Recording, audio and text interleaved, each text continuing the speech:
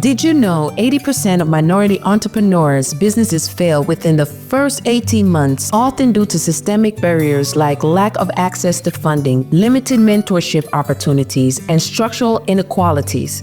However, these numbers don't tell the full story. By addressing these myths and understanding the facts, we can unlock real opportunities for success and resilience in our communities. Let's explore the truth behind the numbers and how we can collectively support Black and minority business owners. It's time to change the narrative. What inspired you to start your business, and what challenges have you faced along the way? It wasn't actually a plan of mine to start a business. I had skin issues where I was seeing a dermatologist. And the dermatologist had to check my liver periodically before I get another prescription. What is that possibly doing to my liver? And I was just inspired to stop. I don't know why, just stop taking the medicine, and I did. And one day at church, literally sitting there, and this voice came to me and said, "Look at oils of the Bible."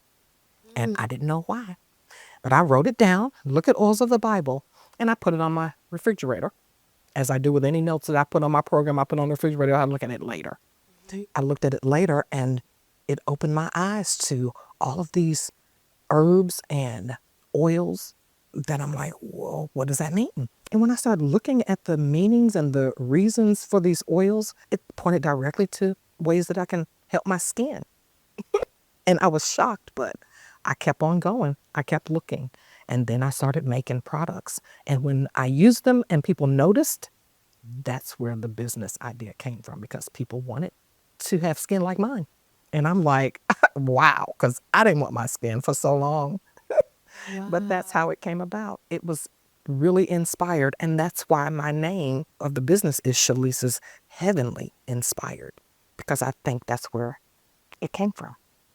So what is the first product that you made that you start getting compliments on your skin, and who taught you how to make these products? Did you also just do research, or Yes. how did that come about? The first product that I made was an ugly bar of soap. It was ugly and the color was horrible.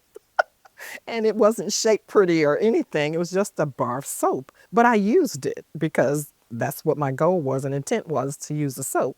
So that was my first product. And once I did the soap, I knew I had to have some kind of cream or moisturizer or something like that, because soap cleanses and dries your skin in a way, a healthy way. But that shea butter cream was the next thing I did. And that's what I sold the most, was that soap, after I made it look prettier, and the moisture cream or shea butter cream. And now it's all history, because I really did not go to anyone. I would look to find people to teach me how to make soap, but I just Google searched and YouTube searched and did it with recipes that I would find. It was 2017, 2018 when I actually found someone. Now, I started in 2013 doing this, but in 2017, I thought I needed to really sit up under someone who knew what they were doing in the cosmetic world or the beauty world and work with them. So I did that for a week. I went to Virginia and studied under a lady who made me feel confident in what I was doing, because I already was doing it. Okay. So I taught myself pretty good, I think, when I talked to her and worked with her. It was just like, now just be creative. Just be creative with it. What are some challenges you have faced as a business owner trying to get your business off the ground? Just that, trying to get it off the ground is a challenge, right? I would say money, but it wasn't, because I started very small. I started in my home, but it was finding people that could help me do more. Like, every part of the business is a job and can be a full-time job, especially when you're trying to grow. There's marketing, there's social media posting, there's actually producing the products, and then you have to do labels. You have to buy the materials to make the products, all of that. The whole business operation can be challenging and overwhelming trying to do it alone. So that would be my biggest challenge, is trying to work by myself and do all the things that's required of a business. I mean, you got to do books, you got to do inventory, you have to do everything.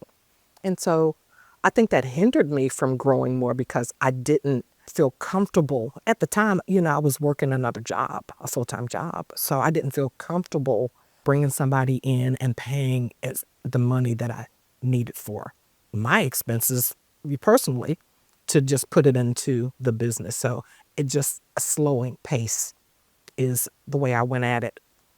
It kept back a lot of financial issues. I didn't spend the money on hiring someone. Secondly, there's no one to hire that knows all the things that you know. Finding the right person.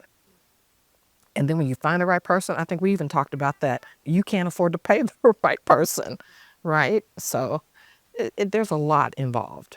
But I'm at a point now where I'm ready to do that.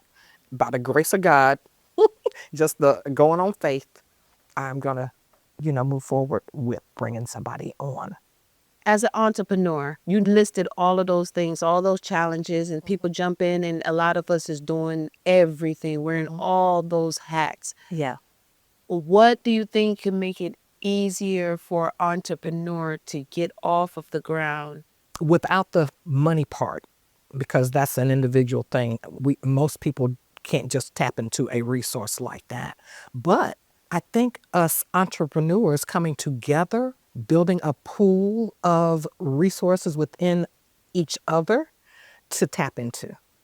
For instance, there's a lot that I have naturally because I'm a crafter. I'm gifted with just being able to do things. So you can tell me use this app to do social media. I can just do that. So I can teach you how to do something like that. I do Cricut. That's something on the side that I do.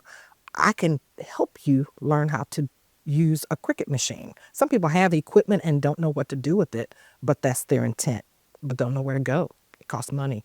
So I think that someone who does Cricut on a regular as an entrepreneur can come into our entrepreneurs group and offer their service to help someone else, not to compete against that person.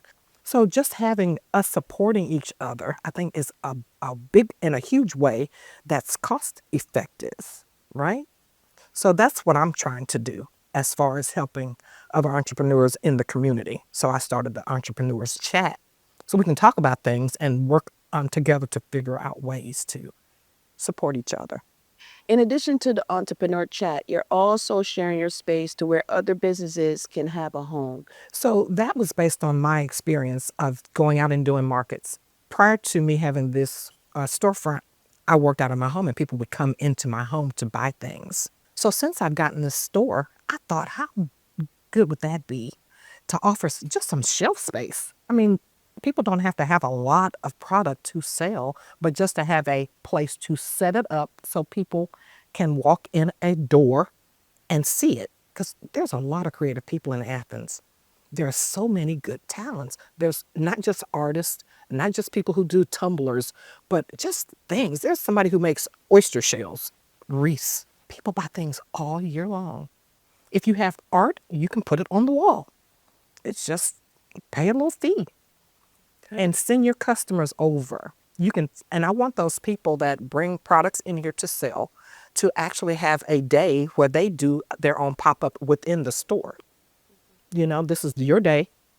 Tell your people to come. Advertise for it. Do it just like you would do as if it were your own business. You can use that store like this. I do have someone renting from me now who has pretty much done that. She does an excellent job at selling her yarn and telling people to come here. And they do. And it's a wonderful thing to me. What advice would you give an aspiring entrepreneur? What advice would you give them as far as making that step to start their business? If this is what you want to do as a business, if this is what you know is your calling, stay there. Stay there and keep working towards it. And if it's supposed to be, it will be. You'll find ways as you go. I watched a TV interview yesterday and the lady said the same thing. Don't let distractions enter.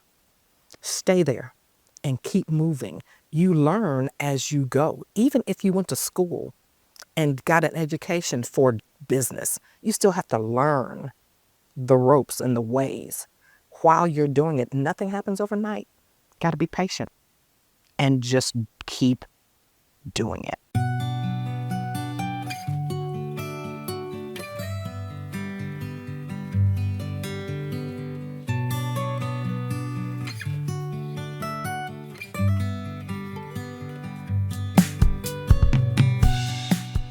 What inspired you to start your own business and what challenges have you faced along the way? What inspired me to start my cheesecake business? Number one, I really, really like cheesecake. But I think the overall inspiration was me going through things. It was a stress reliever. I'm a natural creative. I do music as well, but like the cheesecake was a way for me to start with a blank canvas and create something new. And once one person had it, it just kind of went from there. Struggles is just business in general, especially anybody understand food business. It's hard, you know. So it's been several setbacks. Trying to get into a kitchen that was consistent, customer base and growing, and funding. Man, funding, knowledge, a lot. It's a lot. It's a lot of obstacles. Okay, so who taught you how to make cheesecake? Who taught you how to cook? Because, the thing about these cheesecakes is like someone takes a bite and they want more. And then somebody else hears about it. And it's a big thing. Yeah. And so I would say since moving to Georgia and hearing about a cheesecake factory, this has been the most talked about cheesecake outside of the Cheesecake Factory. I appreciate. So who taught you, man? Who taught you? I grew up around the older people. So my grandmother on my dad's side was the first person to put me in the kitchen. First thing I made was rice pudding. It was rice pudding. And I just kind of took a liking to it from there. And then I spent some time with my great grandmother, my mother's side, and she was the cook. That's where I got my sweet potato pie recipe. Don't tell nobody. But yeah, other than that, it was just me. Again, I really like cheesecake. It was just finding a recipe that I could build off of. And I mean, this recipe that we have in front of us now is 10 years in the making. So As a business owner, how can it be easier for you to get started? What do you think that would have been helpful to like really get you off the ground? information, right? We live in the age of the internet, right? But if you don't know what to look for, it's hard to get the information that you need to get started. So a lot of times, like I would say out of the 10 years that I've been doing this, I've been hustling 9 of the years. I just started understanding business last year. One of the most pivotal things for me, and I feel like it's important for any entrepreneur, is to find a mentor. Get somebody who's made the mistakes, who's dealt with the successes and the failures, so that you don't have to deal with the cost of the failures. People tend to not want to pay a mentor, but the price you pay for not having somebody that can tell you exactly what to do, where to go, it outweighs the price you would pay for a mentor. So that would be like, if I had to do it all over again, the first thing I would do is find a mentor, pay them to teach me what I need to know, and then use my ideas, my passion, and everything to grow the business to, what you see today. Okay, so outside of having a mentor, we have like the Athens Black Market where you do pop-ups. Talk about how some of those pop-up markets could possibly help to advance business, especially if like local governments gave us more opportunities and Right. spaces for these pop-up markets. How have pop-up markets benefited your business? That's been the entire growth of the business, especially something like a niche pop-up market. So you talked about the Athens Black Market, right? If you don't have a name, right, and you are a Black-owned business, you need to figure out how to get there ultimately, because that's how you're gonna, especially if you have a product, right? Services might be a little different, but if you have a product, you want to get the product in front of people because people have to trust someone in order to make the purchase, right? And if no one ever heard about my cheesecakes, right? But I showed up at the Athens Black Market, I have a group of people there who don't know me, I don't know them, but they trust Athens Black Market, right? So now I have the potential to grow my audience based on an event that was already put in place. You didn't have to do any work. Only thing you have to do is pay the vendor fee, come out. You got to have pop-up shops. Literally, that's been from here to Columbus, Savannah, Albany, Georgia. I am known based off of a pop-up shop method. So, what has been one of the most rewarding moments in your entrepreneurial journey? Because you've been doing this for, you said 10 or 13? Closer to 12 years now. 12 years? Yeah. What has been one of those moments where where you said to yourself, I can do this. Like this can work for me. The moment I got a mentor, it was that moment. And then from there, I would say within the first month of having a mentor, I got in the kitchen. I had been struggling, when I say years, like the business got shut down a couple times just because I didn't have a commercial space to produce in. And I didn't know how to get there without paying out $5,000 and $6,000 because that's what they're asking for a commercial production space. I didn't know how to get there. Trying to do the research and I can't find any answers. So the most rewarding thing for me was actually getting into a space where I know I have a long-term lease and I can continue to supply the public with the product that they want. That's been the most rewarding. What is the favorite that people love to buy when it comes to your cheesecake? All right. What are the top 3? All right. Okay. I'm glad you said 3 because the number 1 spot is occupied by 2 different cheesecakes. That's going to be the strawberry shortcake and the banana pudding cheesecake. Those are technically number 1. They're literally neck and neck. And so number 2 is going to be our red velvet cheesecake. It's one of the classic cheesecakes that you can combine cake and cheesecake with. So it's really popular. And then Biscoff, which is one of my favorite ones to make. Okay, what Biscoff? Biscoff. Tell Biscoff me is Biscoff. all right. So if you haven't flown Delta, that's how I discovered Biscoff.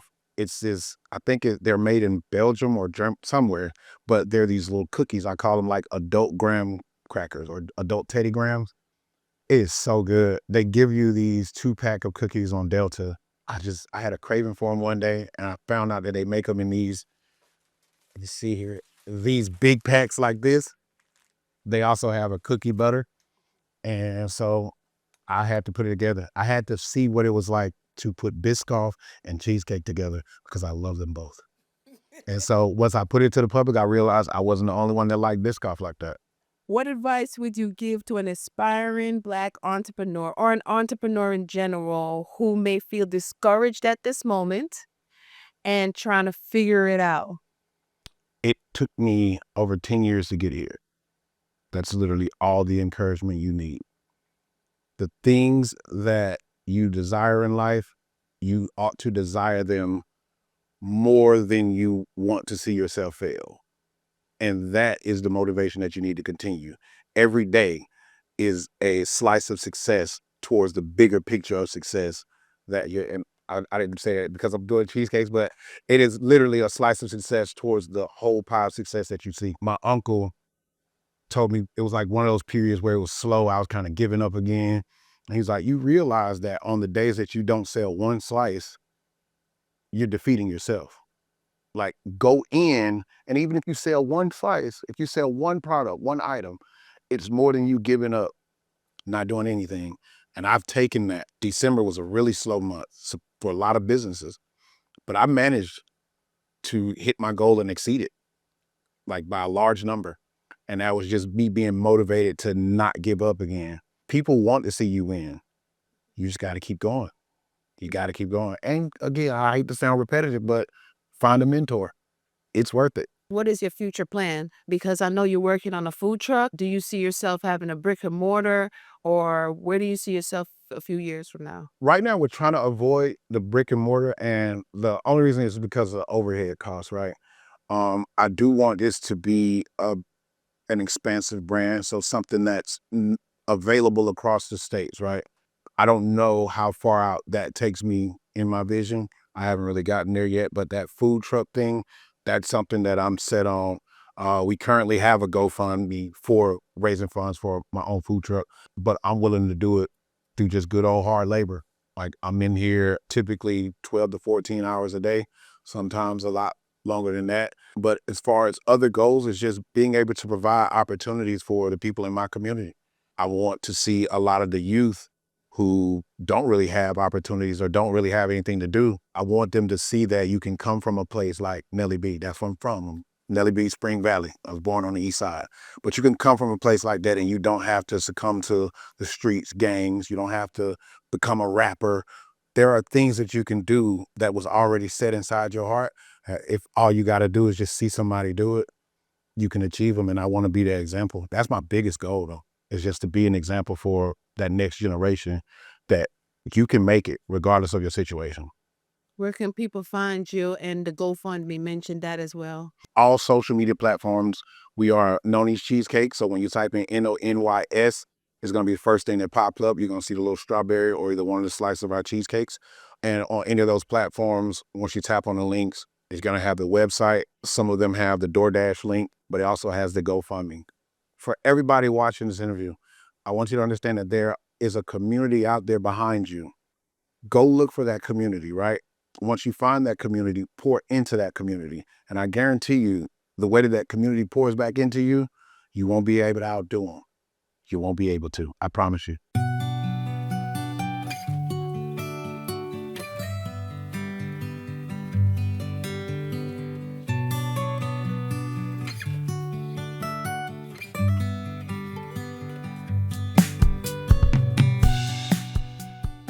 All right, so tell me a little bit about what made you decide to build food trucks, because that's a good story to begin with. Yes. So I initially started my food truck in 2012 out of Orlando. First, it was selling food. Reason I got started with selling food is I used to DJ back in the day, which put me in the scene of throwing parties and people who were in that space, which at all of these events, there was somebody outside selling food. There'd always be a long line. Typically, if I was out there with my friends, I'd buy a slab of ribs. We'd break down the slab of ribs on the way home. One day I decided to go out. Nobody wanted to go out, so I went out on my own. The guy that we usually buy food from, I sat with him at 9 o'clock. When I sat with him in the first hour, there was 20 people that came and bought chicken plates. So $10 a piece, 20 people, that's $200. In the evening, it's usually about 60 to 80 people. So in my mind, I said, this guy's doing about $1,000 a day. I said, this is something that I could do. So I called my friends. I said, hey, I want to do this thing. It's a great idea. It's money that we could have to buy bottles, hang out in the club, because we all had jobs. Every one of them said no. So I called my mother, who was in the islands on vacation at the time, and I said, hey, I remember you said you wanted to do catering. Here's an opportunity. So it took me 30 minutes of convincing her. And when she said yes, the very next day I went out and bought a barbecue grill. I ordered a tent from online. And then 2 weeks later, we had our first event. So first event, I called some friends who were doing a party. We went on our first night, we made 180. Second night, we made 100. Third night, we made 80. Fourth night, we got chased away from the spot. That's when I realized there was a lot of ins and outs politics when it came to the food truck and being licensed. And you have to go through these steps. So we started going through the steps. About 2 months in, I reached out to DJ Slim, which is a big DJ in Orlando. He would do the networking conference. And then out the gate, gave me my first real shot. So they usually do like holiday parties. So they had a Halloween party. Came out for that. We did $500 that night. The very next night, or the same night, somebody said, hey, this is good food. We're having an event tomorrow. You should come out to that. So we went to that at the ballroom downtown, used to be Club Paris. And we did $400 that night. So we made $1,000 for the weekend. After that, I said, this is something that I wanted to start taking seriously. And what was good is 3 months into it, we landed Firestone, which is one of the biggest clubs in Orlando. All of the old heads, the people who were doing this stuff, couldn't understand how somebody new and fresh got in there, but it's a work ethic. So then it leads you to starting this business, seeing how you could build it up, making the money, buying the truck, and then what happens? At that point in time, first start. So the first person in Athens that gave me the ability to build their food truck was Shatoya Brown. The name sounds familiar. What kind of business she got? She does catering. They do a lot of stuff around here, but festivals and events, and they go out and they do lunches. So Amazon and different places like those. So that was the first truck that allowed me to build their food truck out of here. Then after that, it was a business called Taza. Grayson, they're now in North Carolina. We built out their truck. After that, it kind of just was rolling. I would buy trucks out of the money that I was making in, and I would build them out and putting them online to see who was interested in purchasing. How long does it take you to build one of these trucks? So in general, it takes about 45 to 60 days, which is actually rather quick. Most companies will take about 3 months to build. Although we're a smaller business, we do have a formula that works, so we're able to move a lot quicker. Okay. What advice would you give anybody out there that, you do mentor other Correct. people. And from my understanding, it's been very beneficial. So what is some advice that you would give others out here that maybe want to get into the food industry or just want to start as an entrepreneur or even do what you do? Yeah. So the first thing I would say is it starts with the idea. A lot of times, like I mentioned before, the vision came to me. Oftentimes, when we get the vision, we reach out to the people closest to us. Those people will either make or break your idea. So, like I said, my friends, they said, I don't want to do that. I don't think that's a good idea. They made it sound like it was terrible, but that was the changing point in my whole life. And so I think a lot of times when we get the vision, we need to hold on to that. If you feel like you got the vision and you feel passionate about it, the vision was yours. Everybody else isn't going to see it. So you need to act on that. A lot of times we take the creative energy or the creative burst that we get in that time to go ahead and plan. That's the perfect time to have an action. So when we sit down and like, oh, I'm going to write out how we're going to do this, then you wrote it out and that energy is gone now. 2, 3 days later, you're like, well, I mean, I wrote this out, but I don't think that this is going to be good.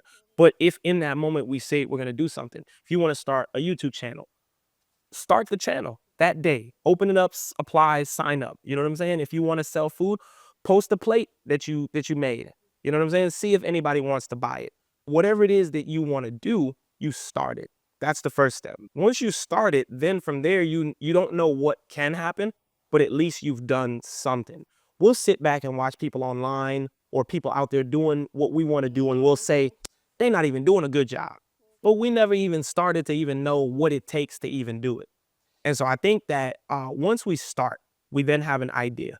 The second thing I would say is as soon as you're able to, find somebody who's in your field who's doing what you do. It took me a very long time to understand that. Very, very, very, very long time for me to understand that. So years of trial and error. And there is a thing, known as failing upwards. We could fail at something, but it just works. And so a lot of times we think we're doing it right, but in actuality, we are not doing it right at all. And then we wonder why one month is good and the other month isn't, or why one year did so well and then the other year doesn't do as good. And so it takes the time of you learning your processes, always going through further education with yourself. And like I said, if you can and are in a position to find a mentor or pay for a mentor who is in your space, who does what you do, who has gone through all of the problems so you don't have to go through them. The beauty of food truck building, which I learned very early, is people buy food trucks from wherever they know food trucks come from because it's such a niche.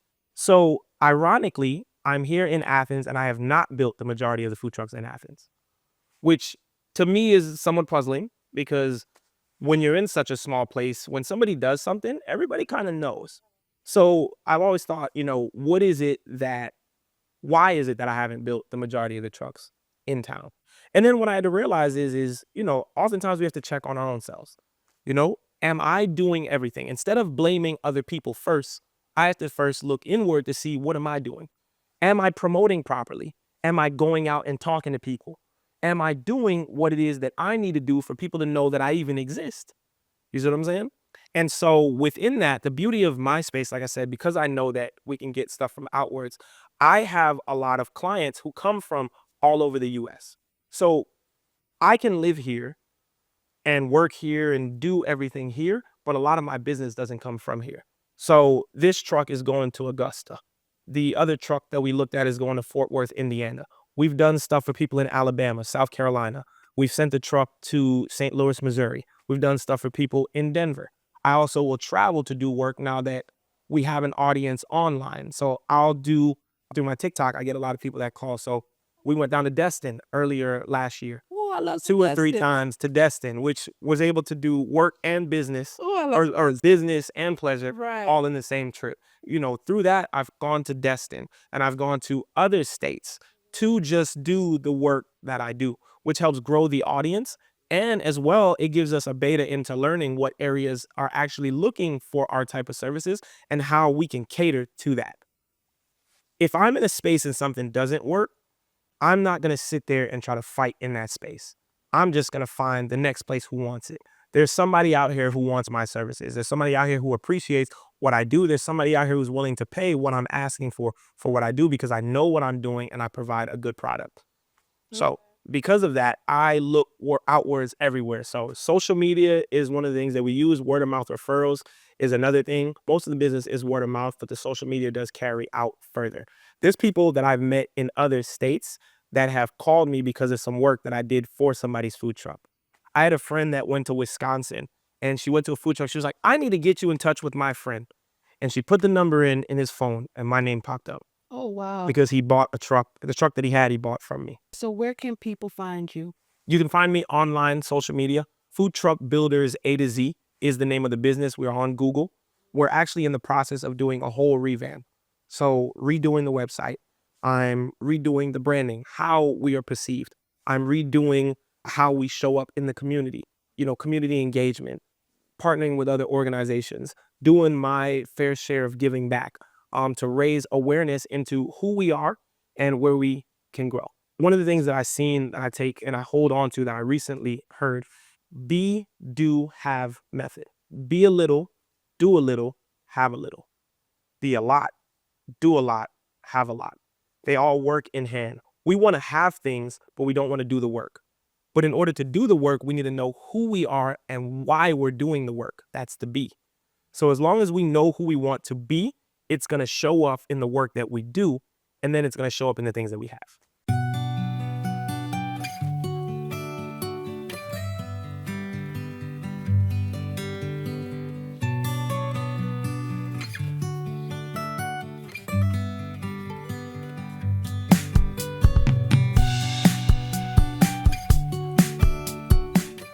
Who are you? What do you do? What do you want the people to know?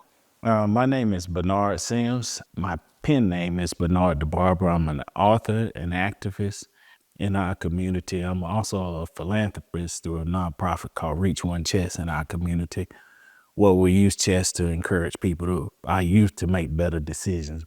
I started as a barber in the community, and everything else that I do springs from that. So can you share your journey as a Black entrepreneur and barber in a small town, state of Georgia? How did you start your business and get it up off the ground? And how long have you been doing it? Well, I started my business basically out of necessity. Being in a rural area, there was like no barbershops around here, and I wanted my hair cut like Bobby Brown with the high right, low left, and there was no place for me to do it in town. And so it basically spurned my creativity out of necessity. I went to Sears and bought me a pair of those cheap clippers, and I came home and I messed my head up, and but I kept trying. So it started out with people seeing my hair like, oh God, who cut your hair? To, oh man, I like, who cut your hair? And then they wanted me to cut their hair. So because we're in a desert for basically services like that in our community, which is usually started by Black people in the hair care industry. That's usually our first encounter with Black businesses in that lane because of, because we're used to working on each other's hair. And so I started my business like in 1990. I want to go back to when I started like in the 80s in my mom's basement. It started back then, but I officially moved to this location in 1996. And we've been here ever since. It's been a blessing, been challenging, but it's also been a blessing, and to be able to interact with the community. What are some of the obstacles you had to overcome in order to have a sustainable business as a Black person? Some of the challenges that we face as Blacks in general, but in business in particular, is what I wrote about in my book called Combative Economics. How we engage each other as far as when it comes to businesses. People, I can tell you how many people come in here in Cadillacs and they want they want a discount on a haircut or something. And I understand we are, economically challenged, but Black people in general, we spend I think the projection is $1.8 trillion a year in other aspects. But then when it comes to each other, we want to shortchange each other. And we can't really address the issue of wanting reparation for the work our ancestors did when we're unwilling to pay each other for the work we see each other doing every day. And so that's one of the challenges as being in a Black business, is establishing that respect for each other in our prospective lines of work and encouraging each other economically, which means if I go to Longhorns and I'm willing to tip them 18 to 20% without even thinking about it, then I go to the barbershop and because it's Bernard the barber, I want a discount. So that's not treating each other fair and equally. So we have to address that issue up front, have those conversations because we have power, but sometimes we just give away our power by the way we treat each other. There's a turning point where you know, okay, this business is going to work. Like, okay, it's working. I'm able to pay my bills, and then I'm also able to pay other people. How did you make that happen? What was that turning point for you? For me, it's because I'm a pretty basic guy. I'm not very frugal. And I'm blessed, well, for when I started out, I had, family that willing to help me and those kind of things. But when I knew it was going to work was because, again, we was in a area where there wasn't any competition at that time. And there was a need for it. And so I used to go to church and I would see, all the deacons and everybody in the church where I was like artists in New York looking at his art on trains going around. And I started to say, hey, I cut the deacon's hair. I cut the guys who's singing this hair. I even cut the preacher's hair. And I started looking at my work like billboards, just parading around town. And it became overwhelming because we was in Barrow County was a desert. There was no other barber in town. So we had people coming from Jackson County, some from Clark, Oconee, and coming here to meet at this small location right here in the big town, or small town of Statham, Georgia. So it was overwhelming for portion of my business here. So I had to incorporate hiring other people. I love that aspect of it, is to hire other people. People don't look at entrepreneurs like businesses like this. We inspire other people, and we also encourage, mentor, and then they get to a certain level and they want to go off and start their own business. And I encourage that because I wanted to start my own business. It's a thing to where each one teach one is the philosophy in business. And so that's sort of like where I come from as far as like, I wanted to be an entrepreneur to inspire others to be entrepreneurs because I know that with some of our realities in our community with the school to prison pipeline, there's places that won't even look at people who look like us and give them an opportunity or a second chance at life. And I just appreciate a chance to be able to do that for somebody else because people did it for me. What are some skill sets do you think that someone needs in order to have a successful business? Because you've been in business for like over 20 years now. Some of the skill sets I think I've had to work on as far as being in business because I'm sort of a loner, like to be by myself, go somewhere and write. But I'm having to develop like more people skills and being able to interact and have conversations with people sometimes in our community. Sometimes there's some hard conversations that we need to have, especially in a public space like a barbershop. We always say it takes a village to raise a child, and in the barbershop, sometimes that means, well, we just gonna take little Billy and Ray Ray over there at the barbershop and drop them off, and then they ain't behaving at home, but I'm expecting Bernard to be able to manage cutting hair and manage Billy and Ray Ray, who trying to break out his window, and then Bernard is not supposed to say anything. And so it does take a village to raise a child, but it does help when those lessons start in the hut.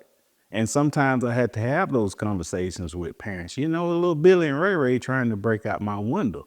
And sometimes what happens when I have those conversations is I'm in trouble and not Billy and Ray Ray for breaking out my window. And so we have to hold each other accountable and be able to say that in a nice, loving, and respectful way. So having to develop those people skills that maybe when I was growing up, when we were trying to break out somebody's window, we was in trouble. Our parents didn't play that. And so now we have to use our words and be able to say it in a nice way. And hopefully, people can receive it and hold each other accountable to do better if we expect our kids to be better. What did you have to do in order to sustain your business for this long? Well, the blessing for me is I owned the property and when I started out. So Therefore, I had, something I could use as collateral to get a loan. Because being honest, in the 90s, when I applied for the loan, I didn't have a business plan. I didn't have this. I didn't even have a stream of revenue that I had been reporting, because I was cutting hair in my mom's basement for $5 a haircut. So I didn't really have, where I could show this amount of income was going to come in. I basically went to the bank with just collateral, which it was a blessing and benefit. Now, after being in business, I know that that's not the way it's supposed to go. But for me, that's how it worked initially for me to get started. Now we have to have a plan. We have to be able to show that we can pay back the loan or be able to bring in the resources to pay back the loan. I have to say I've been fortunate enough to where when I did start the business, because we was in such a desert where there wasn't any competition and there wasn't somebody providing the service I was providing, I was able to sustain and maintain my business for all these years and being frugal. When I would get a blessing or financial surplus, I didn't go out and buy a Cadillac with spinning rims on it. I would still walk to work or ride my bike.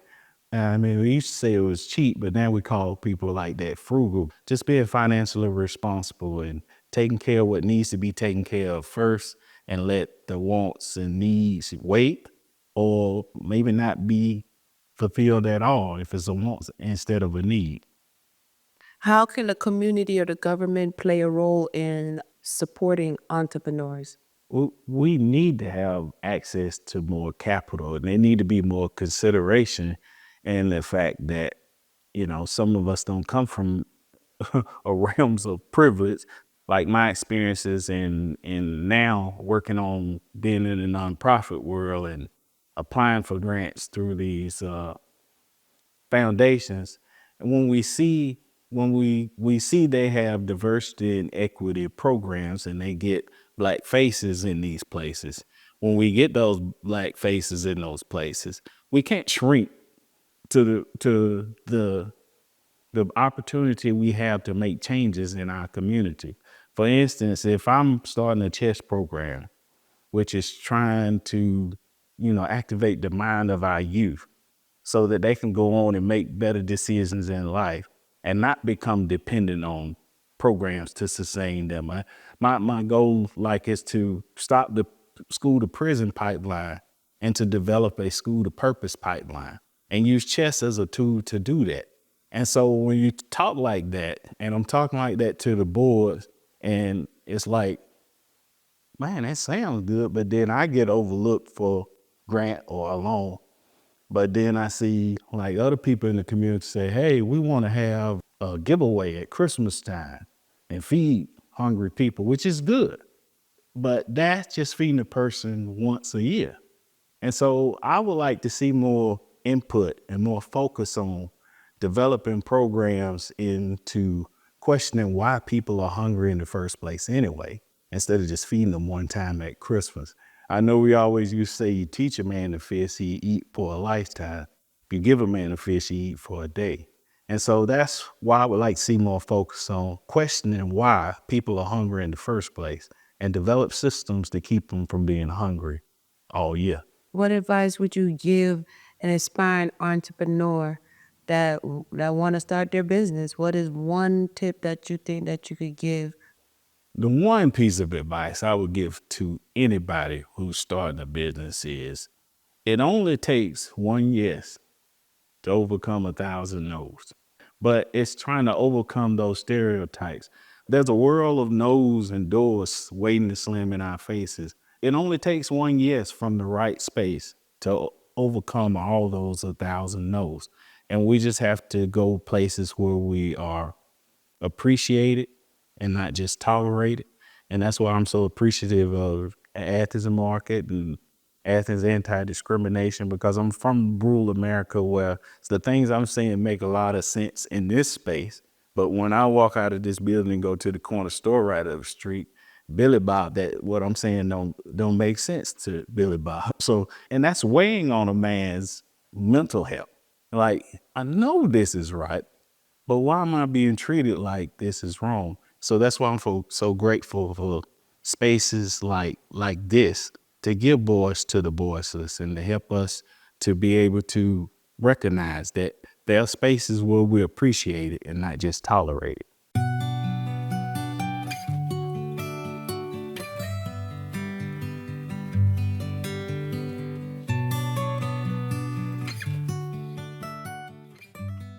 Being an entrepreneur can be a difficult yet an inspiring journey, and I know that it's not for everyone. But if you desire to own your own business, I want to encourage you to never give up on your dreams. Never give up on your dreams, because through perseverance and commitment, you can turn your dreams into reality.